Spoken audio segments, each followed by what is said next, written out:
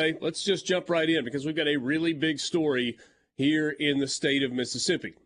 It is a story that I don't think we expected at this time, but it's not the most surprising thing ever either. Earlier today, it was announced that Scott Berry, who we just visited with on this show yesterday, the head coach at Southern Miss, is stepping down. He is retiring at the end of the year after a career that has made him the winningest head coach in school history. 14 years as the head coach at Southern Miss, just the fourth head coach in the history of the program. There has been remarkable stability in that Southern Miss baseball program, and Scott Berry announcing that he is stepping down after the season comes to an end. He is retiring. And based on conversations that I've had, not shocked by that. But when you get the announcement with a week left in the regular season and you know that there's time left in this year, maybe the timing of it catches you off guard just a little bit. So, guys, Scott Berry is stepping down at Southern Miss. It's a brilliant move. He's going to win the national championship and not have to deal with all the problems that evidently come after winning a national championship. He's going to walk out on top, sell high. Great job. This is a big story, obviously. I mean, this is one of the top coaches in college baseball. He's been winning at Southern Miss for a long, long time. He took a program that was already really good, and I feel like he's taken them to another level, quite honestly, during his tenure there. And he set the next guy up for success, whoever that might be. I think we all have an idea of who that might be. But this is, one of the legends of the game here in Mississippi. And we just talked to him. By the way, Coach, if you're listening, you could have just told us here on the show. We could have broken that news. We would have had a great viral clip. Help us out. We're in the content business. Yeah, I mean, it really would have been simple, right? I mean, yeah, Richard, it was a really good weekend for us at ULM, but there's something else I'd like to talk about if you don't mind. But by the way, let you guys know, wanted you to be the first to know when this season comes to an end, I'm going to step down. I'm retiring. I'm going to go hunt and fish and be with my family and mow my grass and not have the stress of college baseball anymore. Yeah, I've heard he could have done that. Something tells me that's exactly what he's going to do. Yeah. I'm not a big hunter, but I've heard there's some big bass down in the Pine Belt area. So best of luck catching those things, Coach. Scott is a big hunter. Yeah. You and him talked to Turkey.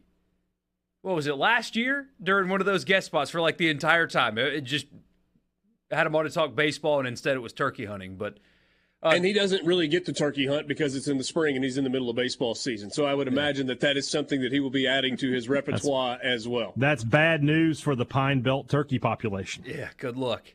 Although close family and friends are going to have an influx of the availability of turkey in their freezers, I assume. But yes. Yeah, I mean, is it fair to say that college baseball got worse today, knowing that Scott Berry's not going to be with it much longer? Yeah, I guess that's a way to couch it. Yeah, having people like him in the game is good for the game, and then there's one less. Just a world-class guy and obviously a really good coach. Hoping like crazy that he finds a way to get to Omaha this year. I'm just hoping that happens. I mean, what a send-off that would be. Getting his final hat tip being on the field at Omaha would just be something really special. So it's a sad day, but anytime somebody leaves something special, right, you can do two things. You can either mourn the departure or celebrate what happened, right? Yeah. What a career and a run and a model of stability for as long as he was there. Well over a decade. It's so impressive. The Sun Belt's happy that he's gone. Conference USA is happy that they left last year, but everybody else around the league is pretty pumped up that he's gone. Yeah. And you mentioned the Sun Belt, and I agree. I mean, ushered Southern Miss into a new conference without missing a beat. And hey, Dad, you said a second ago, I mean, it feels like we know who the next coach is going to be. I mean, of course, right? All of us, we would be shocked, not surprised, absolutely shocked if Christian Ostrander is not named in pretty short order the new head coach at Southern Miss. He has had opportunities to go be on staffs in other places and has stayed put because I think, quietly he expected this day was coming and in the not too distant future. Guys, I don't know if this is the right way to do it or not, but I have never been shy on here or anywhere about my admiration for Scott Berry. I have frequently said, you guys know it, I feel fortunate to call him a friend. In addition to somebody that we get to work with and has always been incredibly generous with his time. He was the first of the three coaches that we talked with, Mike Bianco, and I guess at the time it was, who was the first coach at Mississippi State that we had on weekly? Did we kind of start that with Chris Lamonis, or did we do it the year before with John Cohen? Well, the year before would have been Gary Henderson. And John Cohen was on Andy this show on a weekly basis.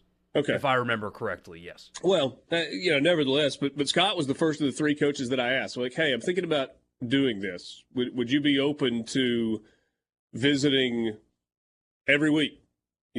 Come on. And he said, absolutely. You tell me what time and we'll make it work. And there were a lot of times where he stepped away from practice to visit with us on Mondays. And that always meant so much to me that he cared enough about promoting his program and thought enough of our show that he was willing to do that, not just when we asked, but put it on the calendar. It's happening every Monday, and I think that's been really, really cool. But some of my favorite times are when I've had a chance to visit with him in his office in Hattiesburg. Whether it's being down there for a football game, or we're doing a show in Hattiesburg, or the year that I was there and got to do the regional that they hosted, and there's a lot of rain that year. So there were some rainouts, and there was a lot of time at the ballpark. And I just got to spend some time with him in his office, visiting and talking. And, we kind of stay in touch during the off season. Not a lot, but once or twice a year. And just really, really think a lot of Scott. And I couldn't be happier for him, right? I mean, if he's put in the time. He's been at Southern Miss for 23 years. He was the head coach at Meridian Community College before that. He's 60 years old. He is of full retirement age. He's got a really good high 4 that his retirement's going to operate off of. And so retirement life is going to be really good for him. Yeah. He's a guy that's frugal. And so financially, he's not going to have to worry about that piece of it going forward. If he wants to stay involved with baseball, there will be opportunities for him to do that from a consulting standpoint or from a scouting standpoint. If that's what he wants, he can do it. And if he just wants to climb on his lawnmower and ride off into the sunset, he can do that too. But regardless, he has earned it, and he's earned it in the most admirable way possible. The baseballiest of baseball guys, I mean that as a compliment. He loves the game. He loves his players. They have always played hard for him. It's just a really – I get the piece where we say it's kind of a sad day for Southern Miss and for Southern Miss fans. But to me, this is a really cool day for Scott. And it's possible that his boss said, we're announcing this before the season is over. Because knowing Scott the way that we know him, he would have been very much okay with coaching this weekend, coaching the Sun Belt tournament, coaching through the NCAA tournament whenever it was coming to an end, and then when it ended, having Jack Duggan send out a press release that said he's done. Yeah. Scott would have been okay with that. I just wonder if Jeremy McClain said, no, we're going to announce this before the final regular season. You're going to get, at minimum, 3 more games at Pete Taylor Park when everybody knows this is the end so that you can get the due that you deserve from our fans before it comes to an end. And Jeff makes a really good point, especially in college sports. Even legendary coaches, so often it ends uncomfortably, where they started losing or they were fired. I mean, you've seen it time and time again. Him getting to end his career being as good as they are currently and as good as they have been the whole time, it's rare in college sports. Doesn't happen like this very often. A couple of other things on Scott Berry.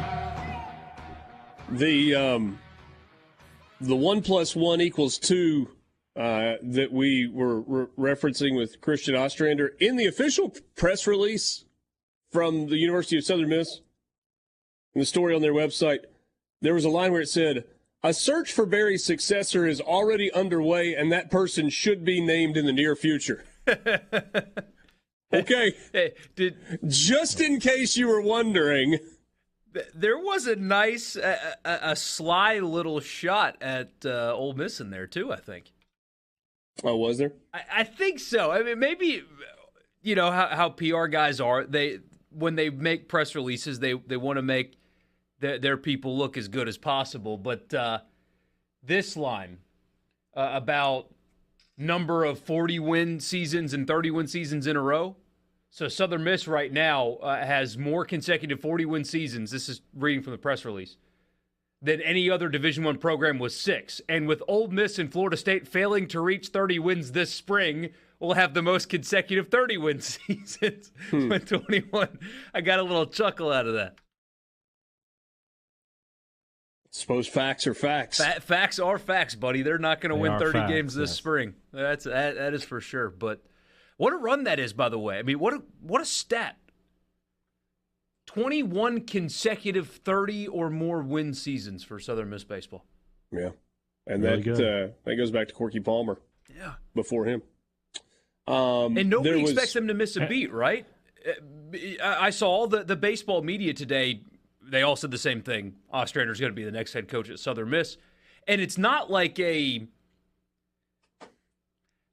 sometimes when it's, they're not going to miss a beat, they're going to be totally fine without this legendary coach, makes it feel like you're diminishing this legendary coach. No, that's not it. It's just they had somebody in the hopper that is one of, if not the highest regarded pitching coaches in America. Just happens to be down the hall. I mean, correct me if I'm wrong, LSU wanted him bad last year, right? Yes. And you've seen what LSU's investing in baseball. He just happens to be down the hall, and nobody expects them to miss a beat, even though this legendary coach is moving on. That's impressive when you think about it that way. Going from Palmer to Barry and now to Ostrander, it's hard to deny how unique that is. We can say it out loud. If you were someone who thought that Mississippi State should pursue Christian Ostrander as their pitching coach, you can scratch him off the list in all likelihood in this situation. Yeah, cross him off then. Look, I mean, in modern day baseball, at Southern Miss, there have been four coaches. Pete Taylor from 1959 to 1983, Hill Denson from 1984 to 1997, Corky Palmer from 98 to 09, and Scott Berry from 10 until today. I do not, you're going to have to forgive me, and if you're a Southern Miss fan listening right now, you can help me on this. I don't know if Hill Denson played for Pete Taylor and if Corky Palmer played for Hill Denson. I do know, I'm sorry, not played for, coached under. I do know that Scott Berry was on Corky Palmer's staff, and that was a seamless transition when Corky Palmer handed the reins of the program to Scott Berry, and it feels like this will be an equally seamless transition. And the players will be great with it, right? I mean, you know, that's something. There's change. That doesn't mean that Southern Miss won't lose somebody in the portal, but heck, they would have lost somebody in the portal anyway. We're in a lose somebody in the portal era. There's nothing you can do to avoid losing somebody to the portal. Nothing you can do. Southern Miss lost their second best pitcher off of last team to the portal. Hurston Waldrop's pitching in Gainesville. Yeah. Tanner Hall's going to be getting paid professionally to pitch next year, but yeah. Well, and so is Waldrop. Yeah. All right. As part of this, there was a letter to Southern Miss fans from Scott Berry. He writes, "To the Southern Miss faithful, I could coach baseball forever. However, life continues to remind me that our time is precious. For the past 23 years, it has been my honor to work at the University of Southern Mississippi. The 2023 baseball season will be my final season as head coach. Our program has a solid foundation for this transition in leadership." I mean, even he calls it that. "I am sincerely grateful and humbled by your support for me in this program. Throughout my career, I've recognized that no one can do anything alone. I'm grateful to all the staff, players, coaches, and administrators for everything they have done to build our program. I want to thank my family publicly. Laura, Catherine Grace, Garen, and my wife Macy have sacrificed and arranged their schedules for mine. When my daughter was little, I was working on the baseball field, and she asked me if this was my garden. Over the years, I have often reflected on her profound, innocent observation of my coaching career. Yes, Pete Taylor Park, Hill Denson Field has been my garden. Hopefully you will agree. We have grown and tended to many young lives and have thoroughly enjoyed a game that is truly America's and Southern Miss to the top's favorite pastime. Every walk has an end, and each step makes a memory. Thank you, God, for everything. I will hold your word in my heart. Thank you, Southern Miss faithful. It has been a blessing to me to serve as your baseball coach. Wow. It's about as good as it gets right there, boys. Yeah, there are some cookie-cutter goodbye statements from coaches, and then there's that. There's a good one, yeah. Somebody just made a really good point on the text line. We just said Southern Miss has had 4 coaches ever. State's had 4 in the last 8 years. Yeah. Yeah. Remarkable consistency. So, what are the coaches pre-Pete Taylor that are listed as head coaches? Is that was that pre-Division I? Because they list a coach for like 1913 and 25 to 28. It must be pre-Division I. I mean, Reed Green. Pre-NCAA even. Were they like maybe so. NAI or something? Could very well be the case. Reed Green coached the baseball team to a 9-4 record in 1947, and they named the basketball gym for him. Could you imagine if we still did today what they used to do back then, where the football coach would coach basketball? or I mean, they just baseball? like they needed to get the pay up for an assistant football coach, they'd have him go coach baseball or basketball. Yeah. Very much the high school ball. Do you know? I think Duty Noble coached 3 sports here. Let's get Pete Golding in the dugout and see what happens. Would Nick Saban have been a more successful baseball coach at Alabama than Brad Bohannon? He sure wouldn't have bet on his team to lose. He would have been. He's so smart and so detail oriented. I think it actually would lend itself to baseball. To be honest with you, he would have recruited well, and he would have hired good people to handle the. Yeah, yes, it would have worked out. It would have worked out. Mike in Oxford tells us that yes, Corky did coach for Hill Denson. Yeah. Folks are saying don't forget Hill Denson. I didn't, did I? It was Pete Taylor and then Hill Denson and then Corky Palmer and then Scott Berry. I'm pretty sure when I outlined the 4 coaches, I mentioned that. Remarkable stuff. Yeah, but don't forget him. I haven't forgotten him. His Very name's good. on the wall in the Just making outfield, sure. I believe. Making sure. So it was pre-Division I, those other guys that coached at Southern Miss. So since the move to Division I, 4 coaches in the history of the program. And they've all been good, too. I mean, all been really good. Pete Taylor won 320 games. Hill Denson won 468 games. Corky Palmer won 458 games. And then Scott Berry won 482. And is going to retire as the all-time winningest coach in program history. It's great stuff. Just outstanding. Something I was thinking about, by the way, it's about Southern Miss baseball, kind of a non sequitur. We're talking pitchers, Tanner Hall, all that. So they were in this Conference USA last year, in the Sun Belt this year.